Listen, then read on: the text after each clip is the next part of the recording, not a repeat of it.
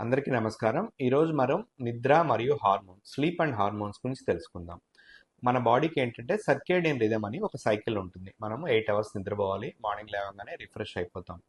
Night పూట melatonin అనే ఒక హార్మోన్ రిలీజ్ అవుతుంది. ఇదేంటంటే మన స్లీప్కి మంచిగా హెల్ప్ చేస్తుంది. ఎప్పుడైతే మనం ఎక్కువ సెల్ ఫోన్ చూస్తున్నామో నైట్ పూట మన కళ్ళలో లైట్ పడితే దాన్ని లైట్ పొల్యూషన్ అంటారు. ఈ లైట్ పొల్యూషన్ వల్ల ఏమవుతుందంటే మెలటోనిన్ తగ్గి నిద్ర సరిగా రాదనమాట. ఇది ఒక ప్రాబ్లము.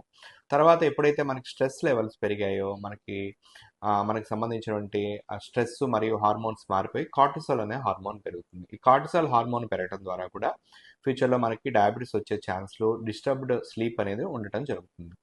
తర్వాత ఎప్పుడైతే మనం బాగా నిద్రపోతున్నామో మిడ్ నైట్లో డీప్ స్లీప్లో మనకి గ్రోత్ హార్మోన్ అనేది రిలీజ్ అయ్యి పిల్లల గ్రోత్ కోసం ప్లస్ పెద్దవాళ్ళ మజిల్ స్ట్రెంగ్త్కి హెల్ప్ చేస్తుంది. కాబట్టి డీప్ స్లీప్, గుడ్ స్లీప్ వల్ల కూడా మనకి గ్రోత్ హార్మోన్ హెల్ప్ చేస్తుంది.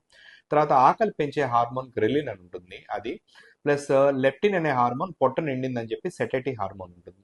ఎప్పుడైతే మనకి నిద్ర తగ్గిందో గ్రెలిన్ పెరిగి లెప్టిన్ తగ్గుతుంది. దానివల్ల ఏంటంటే మనకు ఆకలి ఎక్కువయ్యి మనం ఎక్కువ తినటం స్టార్ట్ చేసి మనకు తెలియకుండానే మన ఒబిసిటీ, ఫ్యూచర్లో డయాబెటీస్ వచ్చే ఛాన్సులు ఉంటాయి. కాబట్టి ముఖ్యంగా మనకి 7 to 8 అవర్స్ గుడ్ స్లీప్ ఉండాలి. 1 hour before sleep mobile phone ఆపేయాలి. లైట్ పొల్యూషన్ లేకుండా చూసుకోవాలి.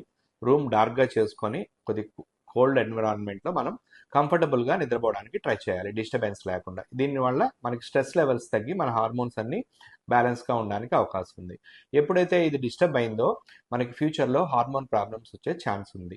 సో స్లీప్ అనేది లగ్జరీ కాదు, ఇట్స్ ఏ హార్మోన్ బ్యాలెన్స్ అనమాట. కాబట్టి మనం గుడ్ స్లీప్ వల్ల ఫ్యూచర్లో మనకి గుడ్ హార్మోన్స్, హెల్తీ హార్మోన్స్ ఉండే అవకాశం ఉంటుంది. Thank you.